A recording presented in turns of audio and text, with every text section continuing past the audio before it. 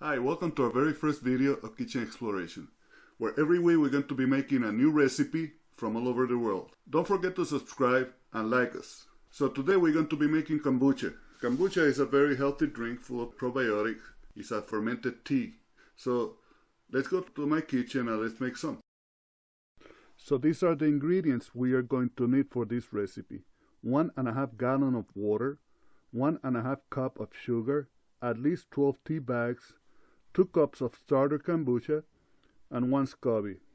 For other quantities, see the chart in the description below. Now we're going to make a concentrate, and we are going to boil 6 cups of water. Okay guys, so we have our water is boiling now. You see it's like a rolling boil. That's good enough for the water to absorb the tea. So I'm putting my tea in the water and I'm going to let it sit for about 15 minutes. Alright, so this is about ready now for the sugar. I'm making a batch about 1.5 gallons. The basic ratio of the tea is about 8 bags of tea per gallon of tea.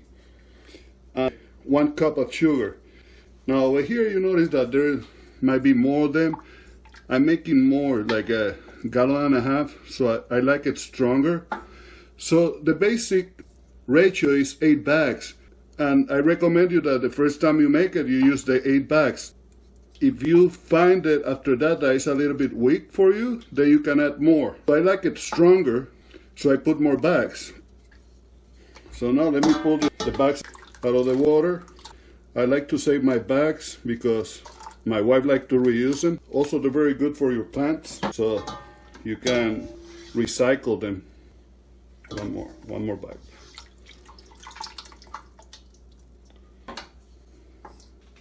Alright, so now let's add the sugar. Over here is like 1.5 cups because I'm making 1.5 gallons. So the ratio is more or less about 1 cup per gallon, half a cup for the other half. Then what I do, I make a concentrate. Over here is 6 cups of water. Then what I do, I add the cold water to this concentrate. As I put the cold water, the temperature goes down. That way it's not harmful for my SCOBY. The hot water might kill your SCOBY. This is why I'm doing it like this. Alright, so as I mix it, the sugar gets dissolved, and I'm almost ready to put the cold water.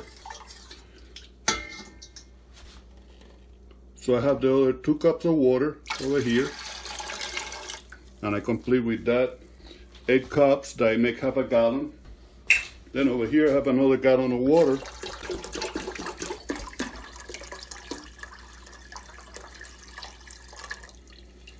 And there you have it. You have the 1.5 gallons of tea ready to put in your jug of kombucha for the next fermentation. So now I'm going to wait for it to cool down a little bit, and I'll be right back. So there you have it. I have over here like 80 degrees. This is ready to put in my bottle with the SCOBY. I like to have it 80 degrees or less. Above that, if you go a couple of degrees higher, it's okay, but try not to go higher than 86 degrees. I just like to go safer and go 80 or under. Okay, so the tea is ready. What I'm going to do, I'm going to start scooping it in. That way I don't make too much of a mess. So like you notice, it was some kombucha made from the previous batch, and that is used as a starter with the SCOBY. Some people said that is enough for the kombucha, just to have the starter. Some people don't use a SCOBY, they just use the starter. But I like to use both.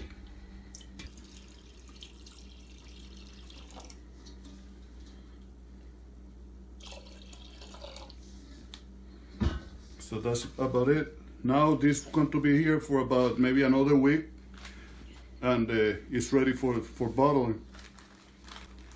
Okay, after I fill it up, I like to wipe the edge, and I put a coffee filter with a rubber band. And the reason we use this is because as the kombucha is fermenting, it breathes, the gases escape. Yeast eats the sugar that we put in the tea, and what it releases is gas, and that's how the kombucha is made. So now this is ready for next bottling next week. Here is my winter setup. I have a warming belt to bring it to the right temperature. I put a blanket before the belt so the kombucha won't overheat. I like to keep the temperature around 80 degrees. With this setup, I will wait about 7 days. But in the description below, there is a chart for the pH levels so you can test yours. Now we'll wait until it gets ready and then we're ready to bottle. This is the belt brand that I use, OXO. I got it online for a good price and it works pretty good.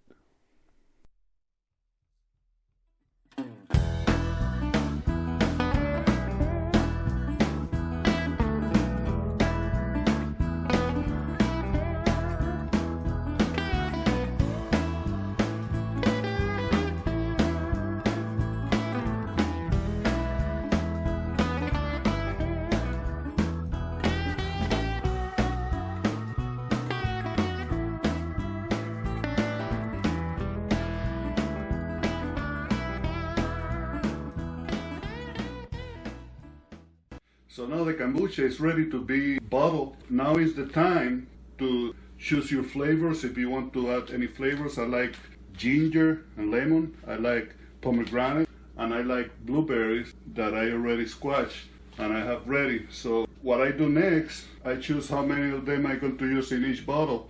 For example, I like to use of the ginger, like 6 pieces like so. And that's our taste. That's the way my family like it. So I add it to the bottle. Then my wife likes a lot the ginger with lemon, so I'm going to make few the way she likes it. And I use half a lemon per bottle of 16 ounces.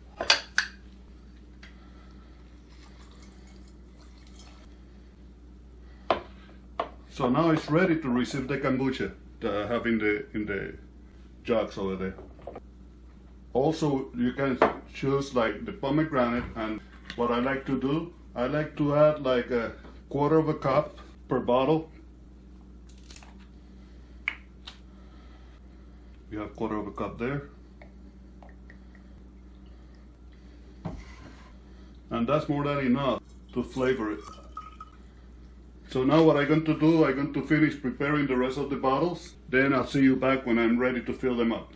Okay, so now I have the bottles ready and they all have their juices. Some of them are going to live with a natural original. The other ones are going to have the pomegranate, some blueberries, and some ginger with lemon. And what I like to do, I like to take a little bit of the kombucha in a bowl, about like that.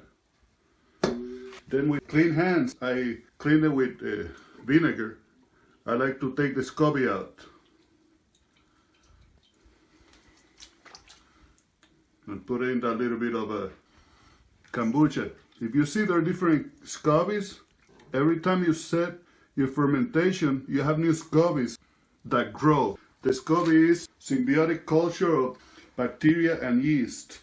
And that's what it becomes. They get together and create that pad like that. Some people call it the mushroom. There are different names, but that's the most common, the SCOBY. Then now what I like to do, I like to stir my kombucha. After it's stirred, then I start bottling. The reason I bottle it is because when you brew your kombucha, that's your first fermentation.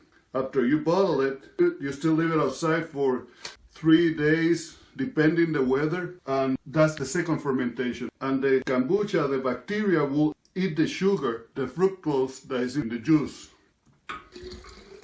So now I start filling them. I like to leave not much space. That way when it's fermenting, it creates nice fizz when I open. Later on, I'm going to open one that I bottled last week so you can see what's the result of the second fermentation. But for now, I'm going to fill all these bottles and then I'll be right back. Okay guys, now I have 22 bottles that came out of these 2 jugs, 2 gallons each. As you see in the bottom, I left a little bit with the SCOBY. The reason for that will be the starter for my next batch. Later on I will have to fill that up and have it ready for next week and do this all over again every week. And like I told you before, the reason I moved the kombucha is to move the yeast inside, and that will help with the fizz when you open the bottle. So this is one of the bottles that I bottled last week.